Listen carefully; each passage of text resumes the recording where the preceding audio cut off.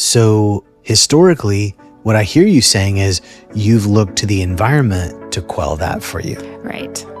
But this morning, you look to you to quell that for you. Right. Holy smokes. You found yourself. Welcome to Wait, Let's Talk About That, a podcast where real people work through real moments, live and anonymous. I'm Dr. Lee Long. And I'm Lila Pond. Today, we're talking about something every parent knows deep in their bones. The gap between the parent you mean to be and the parent you actually are when everything falls apart at 7 a.m. on a Tuesday morning. That's so true. Parenting has a way of finding our unfinished places. The button we didn't know was still there gets pushed by someone 3 feet tall and sometimes taller. And suddenly we're reacting instead of responding. And that's where the wait method comes in. One simple question that creates just enough space to change the whole moment. Where am I in this? Our guest today is staying anonymous, and we're going to walk through it together in real time. So before you react to whatever's waiting for you at home, take a good listen to all of this, and then let's talk about that. So before we begin, a quick disclaimer. This conversation is for educational and entertainment purposes only. Although I'm a licensed professional counselor in Texas, this podcast is not therapy, does not create a counselor-client relationship. It is not medical or mental health advice. By participating, our guest understands this recording is public and consents to us editing and publishing the conversation. You confirm? Yes. Okay. Well, thank you for being here. Of course. As we talked about before we began this morning, I've written a book. In the book, there's these principles that we're trying to convey. And what I have found is the principles are very simple, but simple doesn't equate to easy. Mm-hmm. So what I've found is people understand them cognitively, but experientially it's difficult because what I'm asking is, and the chief concept of the book is a question that I really hope that the world begins to ask themselves. Where am I in this? Mm-hmm. That's an acronym. The acronym is WAIT. Okay. Wait, where am I in this? Okay. And I've had people who go through this and they begin to understand, okay, where am I in this? Well, she made me, and it's like, wait, where am I? And so that's the premise of what we're trying to illustrate. Okay. And so what interpersonal or what conflict or interpersonal situation do you have for us to unpack and to find you? Okay, so a struggle that I have within myself or a struggle you have with somebody else. I think one that comes to mind is definitely just like a control, like wanting things done in a sense of urgency that I feel is appropriate. Okay. And I mean, I could relate that to my son and I, or I could relate that to maybe like a work, like a team thing. Yeah. Yeah, for sure. So which do you feel more comfortable talking about, you and your son or you and a team? Let's talk about me and my son. Okay, Yeah. Perfect. So could you give me an example of where you experience something that you have a sense of urgency for, or whatever situation you have? Let's unpack it. Sure. I mean, I could even talk about this morning and the struggle. So getting up in the morning, there's a routine that we've kind of established. And I know that, or I feel that my son thrives on routine. So I try to provide that for him, whether that's true or not. And good catch. So, wake up at a certain time, make sure you eat breakfast, make sure. So all of those points are at certain time intervals, right? I think that you should have this many hours of sleep. Therefore, you wake up at this time and then, you ease. And then that way you're not rushed around. And I would say that it's done to protect frustration, him being flustered, me being flustered. So I think that, but what happens is I will be like, okay, it's 6:30 and he hasn't eaten breakfast. And I want the first thing inside me wants to be like, what are you doing? You need to be done with this. And then it leads to like a rushing thing. And I know that.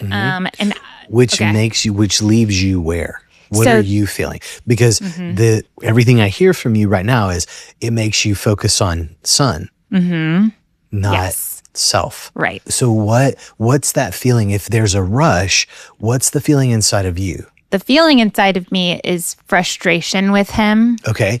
Why with him? because I feel like we've gone over it done this so many times. And I will say that I know in the back of my head, it is not right for me to be upset with him per se. I don't know that it's wrong for you to be upset Okay. with him, but the upset is still externalized. Right. But that's half the equation. What's the other half is where are you? I'm upset. I'm frustrated with him, Yeah.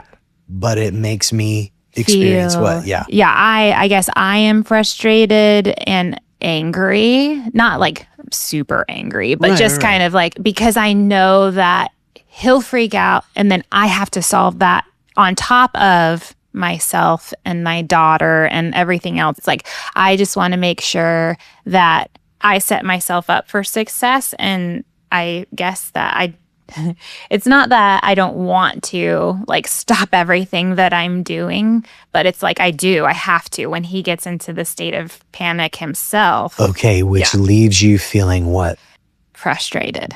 Okay. Yeah. Do you feel responsible? For him? For the situation, for him? No, You don't. I don't. Okay. I feel like he's being irresponsible. Okay. But come back to you. Yes. Right? This is where this is know. good because Yes. this is really illustrating when we fire up our emotions, we're really good at pushing everything out Right. and saying, no, I don't feel like I'm going to be evaluating myself as a good or a bad parent. Right. No, it's you, bucko. Yeah. And you need to change. And you need to be better.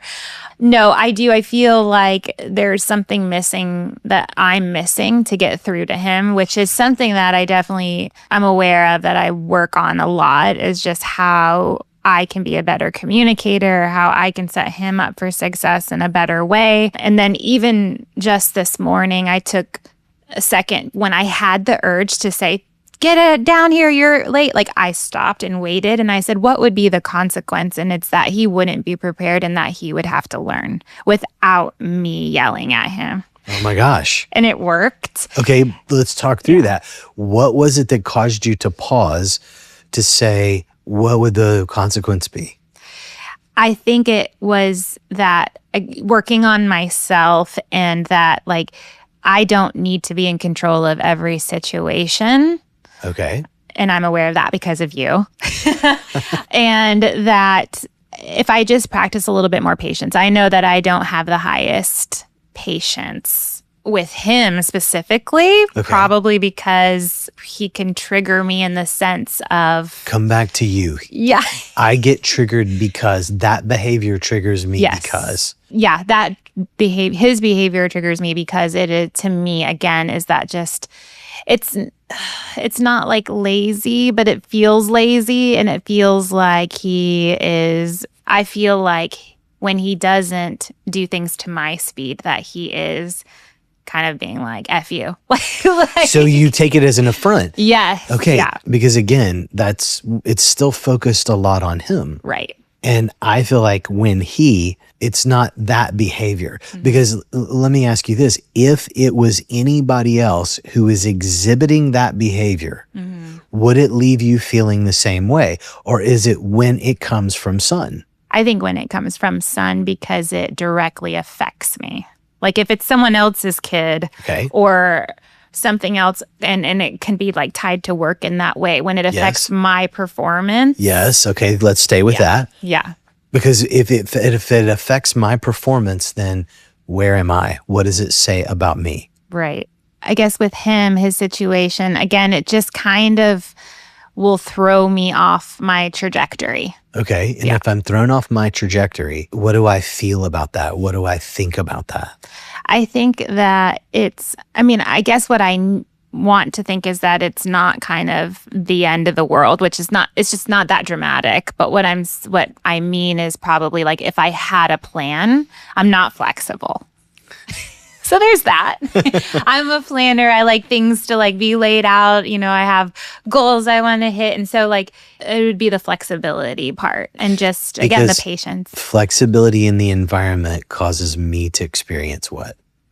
Uncertainty. Okay. Yeah. And when I'm uncertain, what's my reach? What do I reach for? Definitely like kind of fight or flight mode, like give up on that. It's like, okay, I have to redirect. Right. So your redirect towards environmental uncertainty is it has to be certain. Mm-hmm. Yeah. The environment must produce for me what I'm looking for on the inside. Yep. Yes? Mm-hmm. Okay. So if the environment that involves your son fails to give you that certainty, then the fight or flight is there. Yeah. Is that fair? That's fair. Okay. So when you look at where am I in this, it's like I'm activated, I'm triggered because I'm experiencing uncertainty. But here's what I love about what you did this morning is you said, wait, I'm uncertain about what will happen. So let me play it through in my own mind, through my own self, and ask the question, what would happen? Yeah. Oh, it would be on him, Yeah. not on me. Therefore, that chaos feeling, that uncertainty then began to dissipate. I'm asking, is that fair? Yes. Yeah. That's Okay. fair. So you searched for you. Look at that. You're already doing it. I love Yay. this. You searched for you this morning and said, what would this mean for me? Oh, nothing. It would all mean something for my son. Mm-hmm. Fair? Fair. And how did it work out? It worked out. He got out the door and we were pleasant with each other. It was nice. Wow. I love it when a plan comes together. So you found you Yep. in a chaotic moment. Instead of asking for the environment to solve for, you solved for. Is that a fair thing for me to say? Yes. Do you think that that's something then that as you parent him and your daughter and you're a wife and you're in the workforce and those themes still show up there, correct? Mm-hmm. Okay. Yes, they do. It's almost like a whole nother thing for the work, but Yeah. So I'm wondering in those times of you experiencing the the environmental press against you, do you think it's possible for you to engage yourself from the perspective of saying, wait, where am I in this? I'm feeling chaotic. How do I solve for chaos? I tend to try to control the environment. I don't have control of the environment. Because what happens when you clamp down on the environment and it pushes back? yeah, it usually leads to more friction and more, well, it's like it's a fight. Yeah. And what do you feel like you're fighting? Like you kind of pointed out, probably just the chaotic versus the certain. So I'm fighting for an answer and fast. Like my sense of urgency is, I don't know why, but Okay, but you just said why earlier. Why? Because when there is chaos around you, it immediately goes to fight or flight. right. Okay. Chaos provokes that, right? I mean, did I misunderstand you? No, that's right. Okay. And so that sense of urgency is, I can't experience this internal. Fair? So historically, what I hear you saying is you've looked to the environment to quell that for you. Right. But Right. this morning, you looked to you to quell that for you. Right. Holy smokes. You found yourself. And by doing so, what happened to the chaos internal? It definitely felt less pressure and less pressure, I guess, on myself. And what did you let occur? Uncertainty or what? No, yes. Yeah. But uncertainty where? In my environment. I'm like, wait, uncertainty with my son, Yeah? letting him make the choice. Yes. Yeah. Yes. And by letting the uncertainty of the environment, the uncertainty with your son, and letting him make the choice, you didn't end up in a control battle Right. with him trying to assert himself, you trying to assert yourself, and therefore a war happening in between. Right. That's pretty incredible. That's actually really incredible. Now to put that into other parts of my life, like how did I get to that? I don't know. Okay, so let's walk it through. How did you get to that? I don't know. I guess I was just like, I just didn't want. Actually, I know. Like, I have an appointment that I have to get to work at a certain time. And I'm established well enough in that routine now that I know that if I'm late to that because I'm either having to take my son to school because he's so late, whatever, I know that there's a little flexibility or a safety net there. Okay. So I felt comfortable letting the plan play out, even if he didn't make the bus. I tend to do that. I think that things are very hard and finite and there's no wiggle room. And that's probably because I don't, again, want to look like, I don't like when I'm late for an appointment. I mean, nobody should, right? But so I don't want to let somebody else down or show up to work late or do all that stuff. So that's on me. And that's why I try so hard to make sure everything's ready to go. So today I was just like, okay, if I'm late, I'm late. I'll figure it out. Let's see how this plays out. Now, can I do that with all the other things? I don't know. Okay, fair. And I don't think that there are going to be times where if I'm late, it'll work itself out. Mm-hmm. We can't live in a, well, okay, sarah, whatever will be, right. Will be, right? There are things that are. But I think what I think I hear you describing is that you're starting to find where you are. Mm-hmm. You're starting to uncover, and this is what I mean with that question, where am I in this? I have a desire to be on time, is what I hear you saying. Mm-hmm. That being on time to me, meaning you, mm-hmm. conveys this message. Right. What's interesting is being on time does not convey that message to me. Mm-hmm. That's not how it works in my mind. If I'm like, hey, Lee, where are you in this? I would say, if you were behind, I would assume something came up. Right. That's how my brain is organized. That's how my psyche, my insides are organized, if that makes sense. That makes sense. And it's funny because I feel like that could almost be like a struggle for me with him too, because he doesn't see time as that mm-hmm. as well. Mm-hmm. And I'm like, you're late, or it's been an hour since I've asked you to do this and you are just not there. So to me, I guess time is really important. Mm-hmm. My first client she is so understanding. She would understand completely, but you're right. Because it makes me feel yes, now we're as a certain person. Yes. Or a certain characteristic or whatever. Yes. It's important to me. Yes. Yeah. Now, understanding that, as you understand that about you, because our tendency is to take something we hold true mm-hmm. and make it universal to everyone. Mm-hmm. Well, of course, everyone sees the world this way.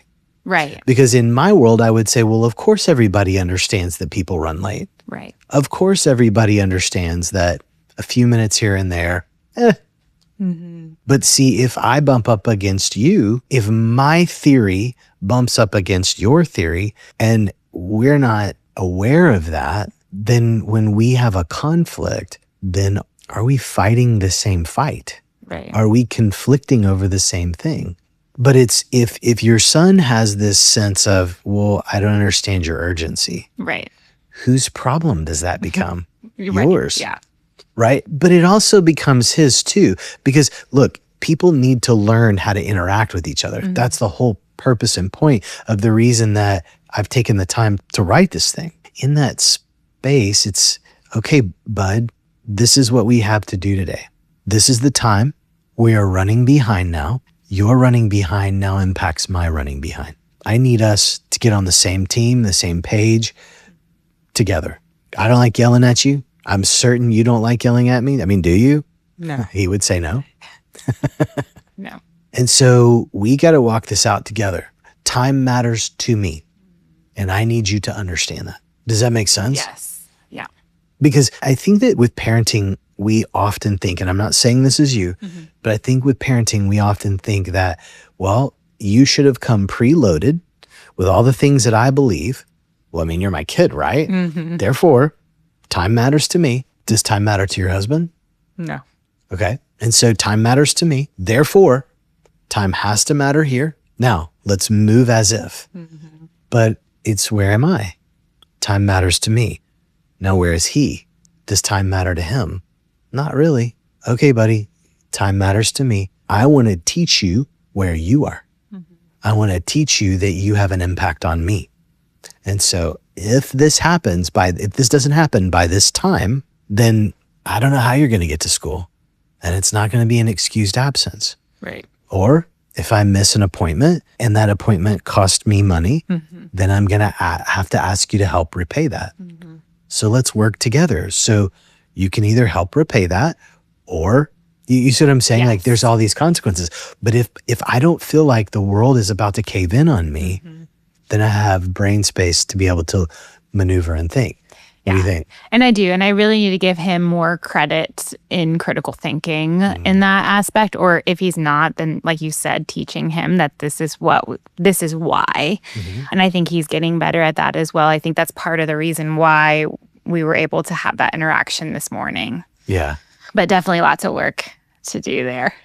Well, yeah. I mean, it's parenting, right? Right. Parenting is a lot of work. Because I think the thing that parenting, marriage, in any family relationship, it's not a mandatory relationship, but it is a relationship that we are in that really causes us to really have to interact with us.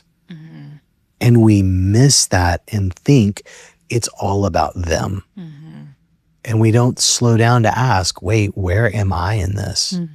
And I think it's almost like sometimes that can be a really hard dynamic in the sense where you feel like, if you're like, where am I in this? But if you sometimes when that comes up, I want to completely shut down myself and then see what happens. And that's not necessarily like a good thing, I think, either. What do you mean completely shut down yourself? Well, just so if I'm doing like the communication to try to maybe repair the conflict or just make sure that something's happening consistently for myself and the relationship, because I feel like without that, it would crumble essentially, or the things that I'm wanting won't happen. If that makes sense, being very broad. I think that it's not good to completely stop or shut down either. So could you relate that to an example? Like a family relationship? Sure. Or, okay. I would say like if my communication with my dad. So if I call him, like I did something this year because this is like kind of a stinker thing to do. But I was like, if I don't call or text my dad, how long will it take for him to call me? And we haven't lived with each other since I was 2. And he did not call or text until like March. For me, that seems like a long time, like January to March. And that was frustrating for me because I was just like, I'm so tired of just being the one to constantly like communicate to him, hey, how are you? Like to keep the relationship. Like I feel like as a dad, he should be the one trying to keep a relationship with me regardless of whatever. So like if I say, where am I in that? I would feel like I'm the one trying to still keep that connection. But it's very frustrating. And sometimes I just want to just like cut it. okay. But he'll then make me feel bad for not contacting him, so there's that struggle. And how does he make me feel bad? He makes me feel like as if I'm the one that is not communicating with him or trying to keep the relationship. So the reason that if we don't talk, it's because of me. And where are you in that? Because here's what I mean. And thank you for laying that out. It's a beautiful example. Where am I in that? I am handing over my power to say that I'm allowing you to tell me I'm either good or bad, I'm okay or not okay. Does that make sense? Therefore, do you believe that that's true, that if y'all are not communicating, that that's on you? No. Okay. Yeah. And so then any feeling, if he says, well, daughter, it's on you if we don't communicate. Where are you in that comment? What do you feel? What do you think? I feel frustrated in that comment. Because? Because again, I just don't think that should be the dynamic. Okay, but that's the external. So come inside. It makes me feel and think what? That I am a bad daughter. Do you believe that? If I stopped, I feel like I would be. Yes. Like if I stopped reaching out, then I would be the bad daughter. Okay. So does it make sense, though, that what that's pulling from you, instead of him making you feel something, it's I would feel like a bad daughter if I stopped. And then the question becomes, do I genuinely believe that? Right. Or is that something that I've let the environment tell me?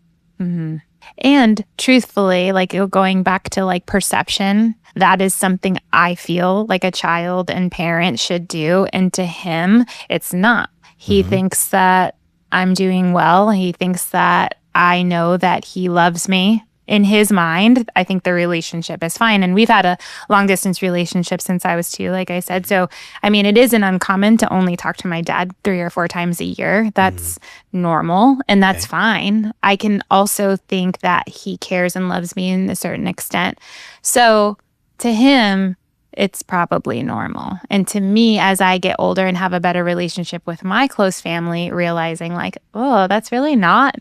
It's not what I ever wanted, but I was okay with it. There you go. It's not what I ever wanted, but it also relies on somebody else.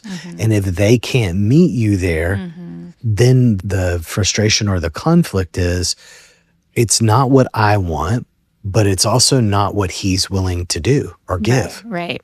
That's true. And so then at the end of the day, what's my desired outcome? What do I want? Do I want to talk to my father or do I not? Right. That's up in the air. Well, fair. But Yeah. who's that about? At the end of the day, who's that about? Right. Myself. Largely, yes. Yeah. And yes, I don't want to overlook the interpersonal workings of this, because yes, he is in this too. And my next question, which will be a book at some point, is where are you in this? Where am I in this? Where are you in this? And that's that interpersonal pendulating or swinging back and forth or oscillating, whatever movement word that means going back and forth. That's what interpersonal relationships are all about. But until I understand me, I don't know how to bring me to we. And so if I believe, again, with the narrative of I believe that a good parent-child relationship looks like this, then why aren't you giving that to me? And I may be asking for really clean water out of a well that doesn't produce the kind of clean water I'm looking for. Let me reevaluate that analogy, because I don't want it to be that he's bad. Right. His desire or his understanding might just be different. Right. And I believe that. Therefore, what is it that I want?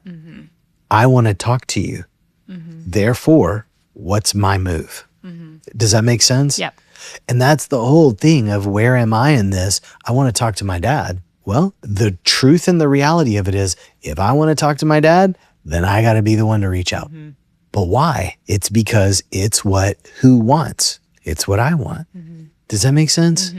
My hope is that this gives you and everyone a greater sense of, and I hesitate to use this word, but power.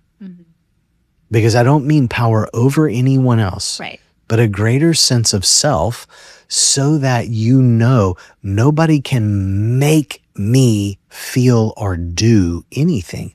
They can contribute to it. And yes, I know I'm slicing words and playing the semantics game a little bit. But there's that aspect of things where it is, I have to recognize where I am to know what my desired outcome is here. And my desired outcome, I lose all influence or control when I say my desired outcome is I want you to ... It can't be that. It's what do I want out of me? Right. I know we're out of time, and time is very important. to I me. have heard that. And I want to honor that. And I just want to tell you thank you Of course. for coming on and for laying things out here, and for and I want to celebrate your win this morning. Thank you. That's so huge. Yeah, felt good. Yeah, no doubt. Cool. Well, thank you so much for being here. Thank you. That's our time for today. Thank you to our guest for the courage to do this out loud, anonymously, but very honestly. Yes, and if something here landed, sit with the question that started us off. Where am I in this? Not what's wrong with my kid, not what's wrong with me, just where you are. So you can choose what comes next instead of repeating what came before. This has been Wait. Let's talk about that with Dr. Lee Long and Lila Pond. Take care of yourselves. Take care of your people. And we'll see you next time.